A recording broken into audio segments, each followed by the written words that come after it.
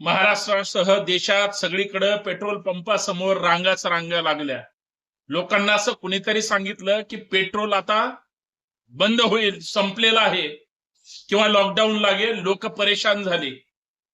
इथं पुण्यामध्ये बघा, शास्त्री रोडला असा हा पेट्रोल पंप आहे ज्याच्यावर मोठ्या पिकअपच्या टँकर भरून त्या ठिकाणी पेट्रोल विकलं जातं. एका बाजूला लोक पेट्रोल भरण्यासाठी गाड्या घेऊन पेट्रोल पंपावर आहेत आणि दुसऱ्या बाजूला पेट्रोल पंपावर मोठे मोठे टँकर भरून गाड्या भरून घेऊन जातात. म्हणजे पुण्यात पेट्रोल जास्त आहे का? हा 2-3 दिवसापूर्वीचा व्हिडिओ आहे. सगळीकडे चर्चा आहे. म्हणजे एका बाजूला लोकांना घाबरवायचं आणि दुसऱ्या बाजूला भरमसाठ पेट्रोल असं पेट्रोल पंपावर गाड्यांमध्ये भरून विकायचं. याला काय म्हणायचं? लोक परेशान गल्ली आणि हैराण चौक झाले. भूलतापांना बळी पडतायत आणि पाडलं जातंय. अशा पद्धतीनं पेट्रोल विकलं सुद्धा जातंय. मग तुटवडा आहे की नाही?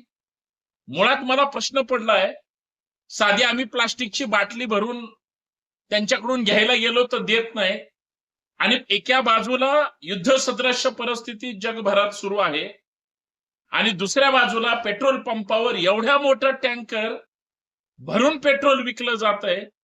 हा दुजाभाव नाही का? पुणेकरांनो, हे पुण्यात घडतंय.